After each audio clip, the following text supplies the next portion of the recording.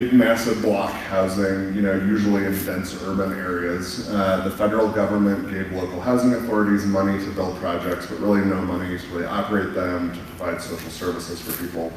It was a fairly massive failure and was not good. So under the Reagan administration, they put the low-income housing tax credit into effect, which is similar to like the new markets tax credit, the renewable energy tax credit, historic tax credit, but this is the only one actually codified into the IRS tax code.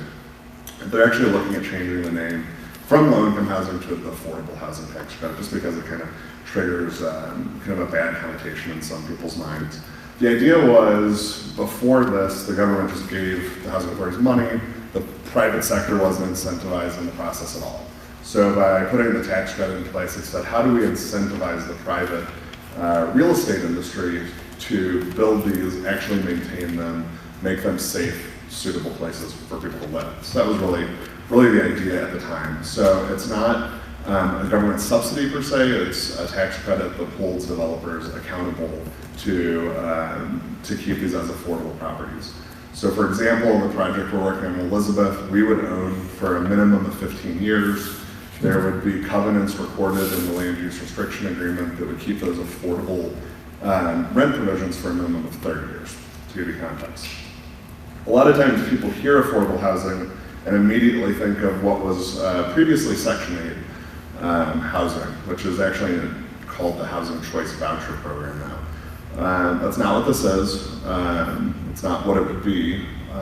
There's very good cases where that program works, but it's very targeted. So for instance, the project in Boulder that I was working on, that's 100% housing choice vouchers, because their targeted tenant base were homeless youth, 18 to 24-year-olds transitioning out of the foster care system who were living on the streets, no jobs, wasn't a way there for them to have income to pay their rent. So in that case, that was a really good use for that, not what we're looking to do here. Here's an example to kind of help illustrate. What we did here is said, okay, if you had 5 different potential tenants at a similar project, one was a market rate deal, one was an affordable housing deal, and then the last 3 are all Section 8 or housing choice tenants. So obviously in a market rate project, if the rent's $900 a month, you're paying $900 a month. The landlord doesn't care where you're getting it from. If you have a job, if you have a trust fund, you're paying your rent, right? So in an affordable housing deal, it's the exact same thing, except the rent's going to be a little bit lower. We do that because we're able to use the tax credits to have less permanent debt on the project that we have to service versus the market rate guy. So if the rent's $800, you're paying your $800. Same thing. If you're working 1 job, 2 jobs, you're responsible for your rent. And Section 8 project, the rent is actually usually more than a market rate project. So instead of the $900, probably $1,000. And no matter what your job is, you're paying 30% of your rent. So there you see the 3 guys. If you're making $10,000 a year, $20,000 a year, or $30,000 a year, that dictates how much you're paying in rent. So you're paying the $250, the $500, or the $750, and the federal government's picking up the rest through that voucher. So to kind of help illustrate the difference, they're dramatically different programs, and there's a place for each of them in different situations. So another question we often get is people go, well, if you build affordable housing in my community, you're going to kill the property value. It's going to make everything worse. So Trulia is a real estate website, conducted a big national study on this. There's a link here that you can go and read their findings. Basically, they studied a bunch of affordable properties in different communities all across the country and tracked property values around them, and there was really no difference at all. That's very high level about the program. Does that cover pretty good? Okay, so let's say a little bit about what we're doing in Elizabeth for context. So the site that we're working on is right off of Albert Street, right in downtown. It's about 1.5 acres. And it was actually a mobile home park in town until 2008. 2008, a developer bought it, tore that all down with the intention of building for sale townhomes. The recession hit, it sat there vacant for 10 years. 4 different developers have tried to do market rate projects there, just with no success. It's a very challenging site. So when we came to town last year, talking to the city, the obvious assumption was, hey, there's a lot of greenfield sites here, we'll just build something new outside. It's easier. The city said, hey, we have the site, it's been a struggle, what can we maybe do here? Can you guys look at it? And we said yes. So in our industry, mobile home communities actually are the affordable housing choice in a lot of communities, especially when you're in rural areas. So having this removed in 2008 really removed the one real affordable option in town. So for context, for people that don't know where it is, it's the Star over there, right in the middle of downtown, you know, the proximity to the Safeway, the Walmart, and then the larger lot subdivisions outside of town is actually great for us because we want to position projects in close proximity to amenities. So there's a church next door, the school's 2 doors down. You know, so if you have a 2-person household with 1 car, you can get a little bit of walkability to some of those options is really important to what we do. So WalkScore is a great tool that you can go to the website. So there's the site close up. I'll show you how our site plan overlays on this. We did get rezoned last night at the city trustee meeting. So the zoning, it was a PUD for the previous developer doing the for sale townhomes. It now reflects the multifamily project that we're putting forward. So that was a very good bridge to cross. We've not done site plan approval yet. This is preliminarily what we're submitting to the state in our June 1st application. CHAFA, the Colorado Housing Finance Authority, administers those federal tax credits. So we'll make that application to them June 1st. Every state gets an allocation of credits that's roughly equivalent to $2,500 per person in the state census. And then they administer those funds. So a lot of people have asked, how in the world did you end up in Elizabeth, Colorado? So CHAFA, as the state agency, every year puts forward their priorities for the year. And there's obviously an immense amount of development in Denver, right outside Denver. And they realized that kind of as the custodians of those funds, they really needed to make sure that they were taking care of the entire state. And this year they put a priority out for small counties. And Elbert County is the largest in their definition of small counties that's actually never had an award before. So every one of you pays your federal income tax every year. So your tax dollars go to fund these credits. And the entire county's never benefited since, you know, the late 80s from this program. So, you know, we appreciate the fact that CHAFA has that realization. Quite honestly, it's easier to do a project in a large metropolitan area where rents are higher, there's more people. So without their support, we can't do projects in communities like this. So we appreciate that. This is just what the site plan overlay looks like next door to the church and the school. We are maintaining a townhome look, similar to what the previous developer had in the bottom right corner. The top left corner is what the 2-story and the 2-bedroom and 3-bedroom 2-story units will look like. So on the 2 perimeter streets there, running top to bottom, on the right, those are 2-bedroom units. On the left are 3-bedroom units. And then along Elbert there with the 2 orange lines through them, those are our 1-bedroom units. So really trying to hit a broad spectrum. So it's 22 1-bedroom units, 10 2-bedrooms, 10 3-bedrooms, to try to make it accessible to everybody. The 1-bedrooms are roughly 850 square feet. The 2-bedrooms have a 1-car garage in them, or roughly 1,100 square feet, and the 3-bedrooms are roughly 1,400 square feet. So there's the 44 units. We'll have, we're working with the school district and the church next door to potentially implement an after-school program for kids that would live here, with a program that we've worked with before. We'll have indoor community space, an on-site leasing office, management office, and a playground outside for the kids.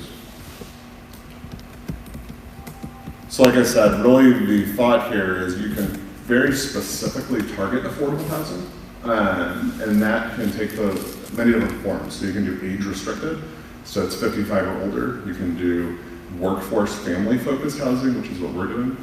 You can get very specific, where you restrict your tenant base to veterans, or to homeless veterans, or survivors of domestic abuse. There's a lot of different ways that you can do that.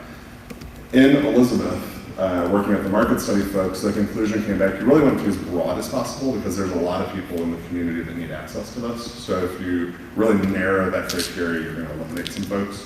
So there's a lot of seniors in the community that may want to move out of their house, you know, and are with fixed income. This would be an option for them.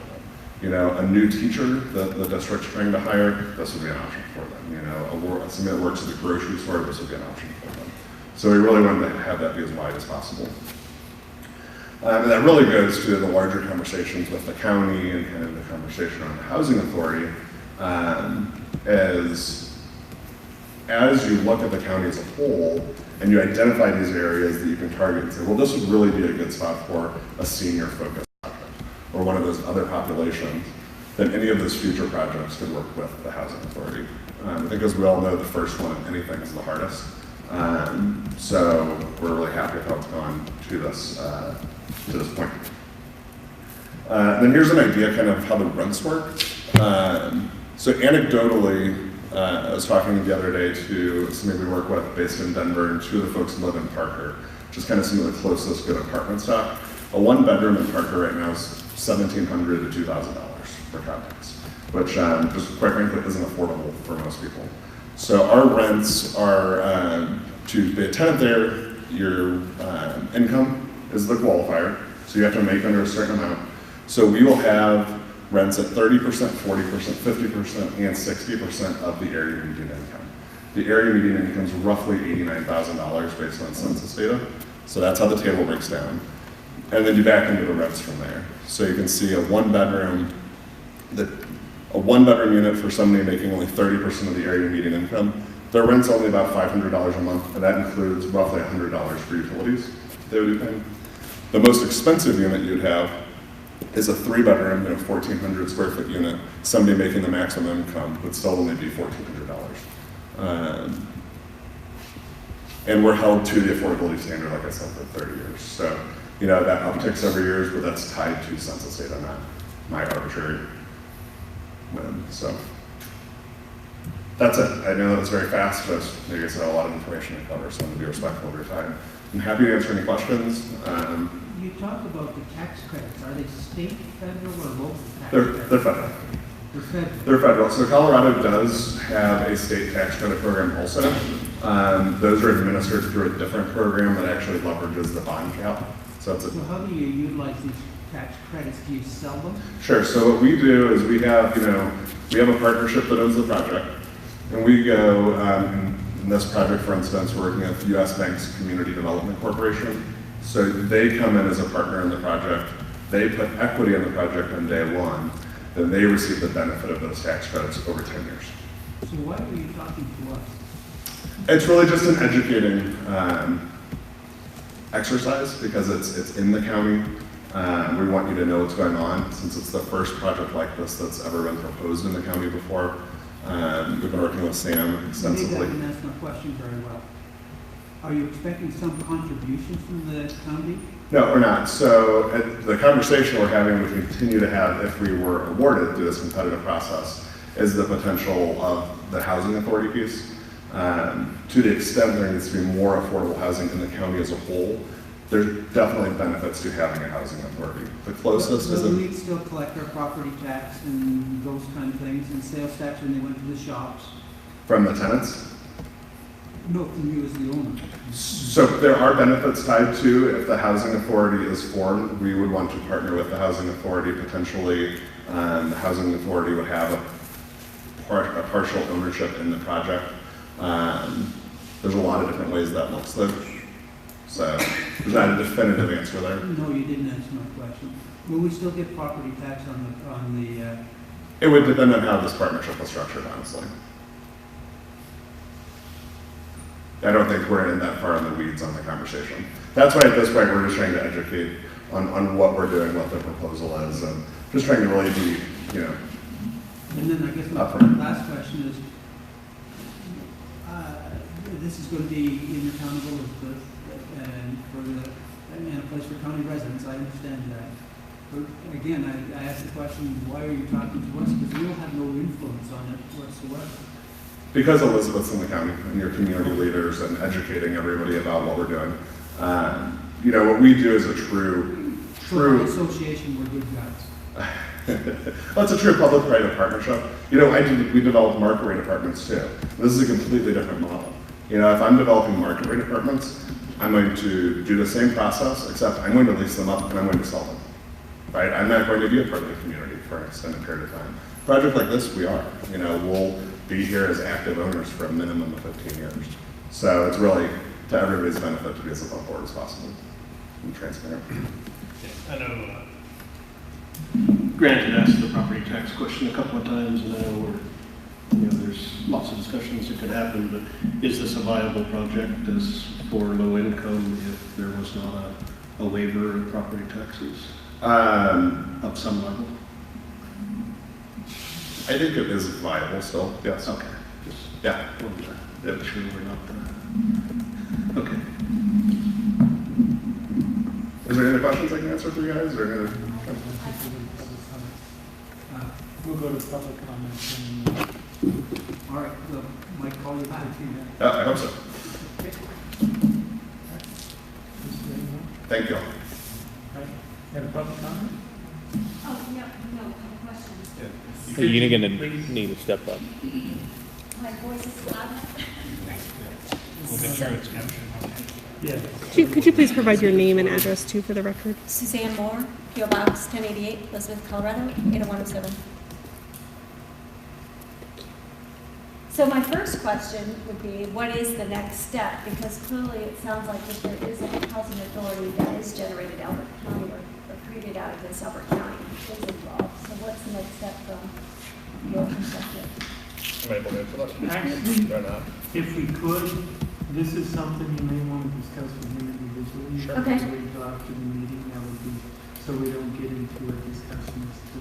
And Joel's getting ready to run to an airplane, so yeah, Joe, if you want to give me a few business cards. Yeah, for sure. Absolutely. Okay, well then that's my second question too, is related. So. Okay. Actually, and while you're still here, Joel, construction, you pay for local builders.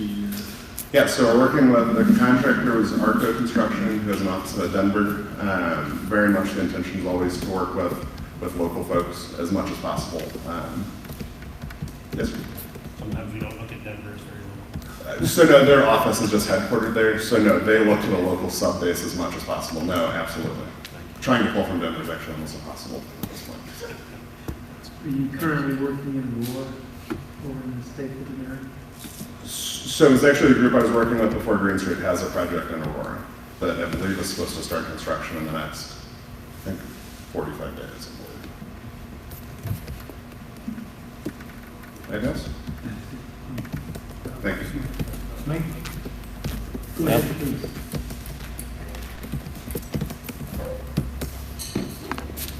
Just real quick, I'm Mike Buck. I just wanted to ask what the screening process would be for the applicants, if it would be standard market rate screening process, for example, background checks, credit checks, employment verifications, pretty similar to a typical rent, townhome or apartment, that sort of thing. If that's going to apply, he mentioned that some other developments have 18 to 24-year-olds that are coming out of halfway house or foster homes.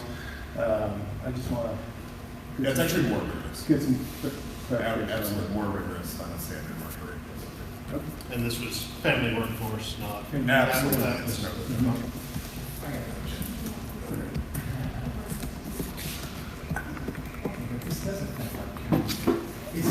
You're gonna have to. This is just, you can make a comment. Okay. I got this. It is a county. Okay. It's Kerry Moore. What else you need? Address. 36480 Antler Grove Circle. It is a county matter, and we should be involved with this because it'll affect our schools. They're going to have 44 units into this county that'll affect our school. Right? And I know this project. I was one of the builders that looked at this. Okay? How are you getting around the water issue there? You got 44 units that was only applied for 28 cash. How are you going to supplement that? I'm happy to talk to you about that. Yeah. Okay, So there's a something question we for need to everybody to take add. on with this. I believe it's here with the development there in Elizabeth, so if you folks could work that out. Okay.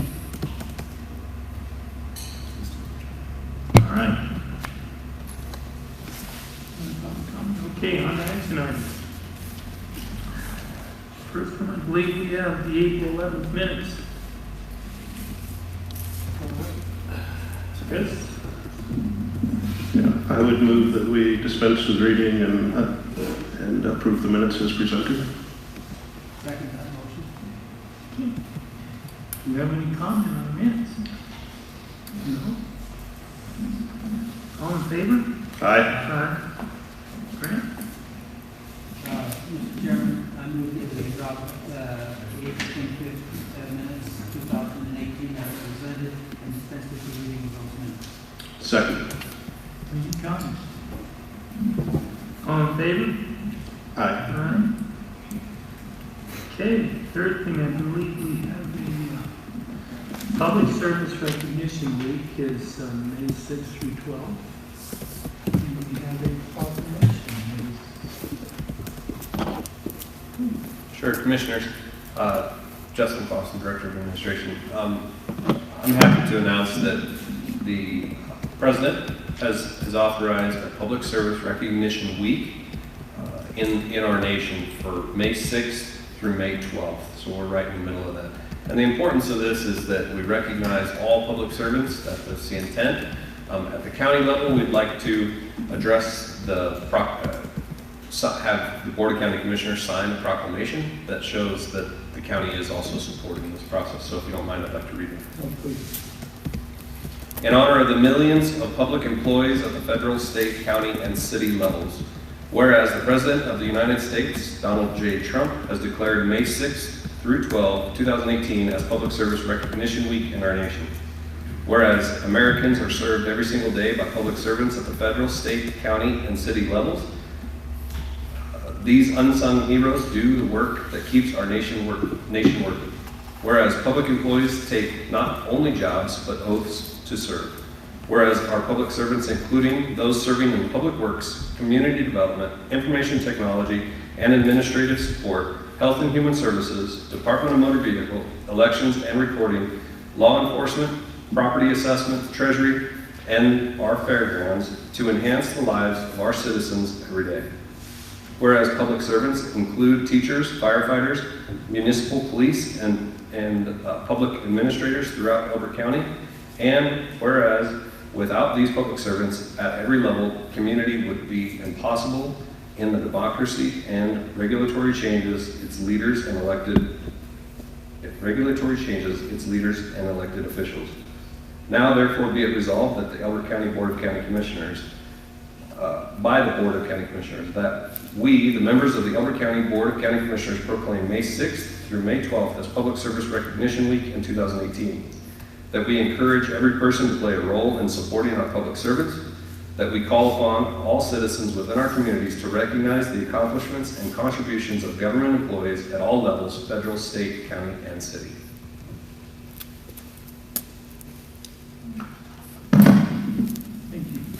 Mr. Chairman, I would move that we adopt this proclamation as presented. Second. Any comments? Because we want to make sure we did. Yeah. Yes. Do you have any public comment on it? Keep this done. All in favor? Aye. Aye. Okay, now, we'll get into a public hearing.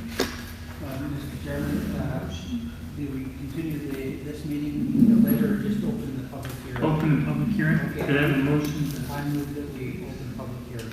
Second. All in favor? Aye. So we have a special event for the Elbert Town Committee. Do you have it, Chris? I would move that we approve the application for a special event permit for Maltese and Spiritus Liquor for the Elbert Town Committee. The fourth event to be held on the 14th of July of this year. Second. Do we have any comments? Anything? No? All right. You guys have any questions? No, and this is their annual event. It is. Yeah. And we've had no issues in the past. No. You'll see the certificate of good standing with the Department of Revenue in your packet. See those here. Yeah. Everything looked in order. So, we have a motion. Any public comment? Okay. Motion and a second. All in favor? Aye. Aye. All right. Move to close public hearing. Danny, Commissioner, do you want to hear from the model traffic code? At this time, we'll wait. Continue till next meeting. Okay, I move that we close public hearing. Second. All in favor? Aye. Now, on to board plan. Okay. For next meeting.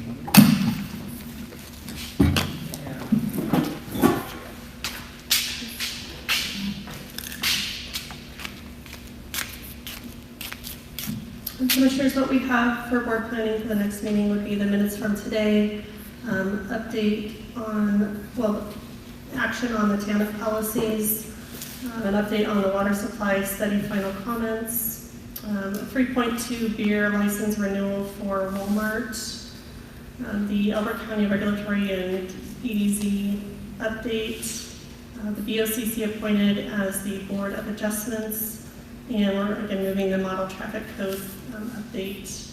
Will you want that on discussion next meeting or action?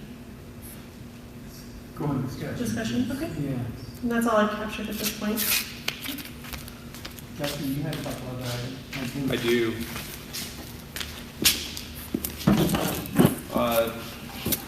Let's see, looks like, I believe you said the EDZ part, right? Okay. And then we're going to include a update on the water supply final comments and discussion. Fee schedules for CDS, building, and public works. That'll also be a discussion item for next time. And I think everything else There's was, going to be Yeah. an update on the fee schedule. You just, yeah, fee schedules from you just take. CDS, building, and public works. Okay, that'll be in discussion, is that correct? Sam, is that correct? Yes. Okay. And I think everything else will recap. Did you anticipate doing the workshop for the retention policy before the next meeting? No, I think what we'd like to do is after the BOCC meeting, because we have no land use, if we can plan to hold that workshop after the BOCC meeting, that might work well. Just And I, drop that as a discussion item from the next meeting. yes, you're right. And then I did miss a couple other workshops. There will be a need for a John Wagner from CTSI will be here, and he has requested, I think what we've done annually is that he does a workshop with the BOCC. So we'd like to do that one first after the BOCC, and then following that one, then we'll roll to the records retention policy workshop. Is that fine?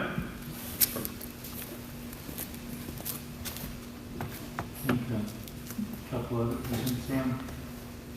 GIS update. Okay. Yeah, and then the other thing is see where we're at with that public works tower, communication tower. Okay. Those two things.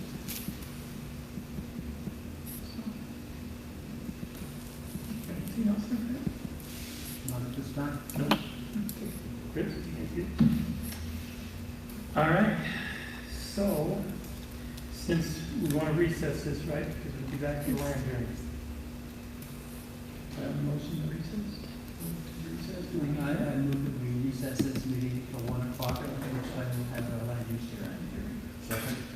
All in favor? Aye. Aye. Thank you, folks. We'll see you at 1.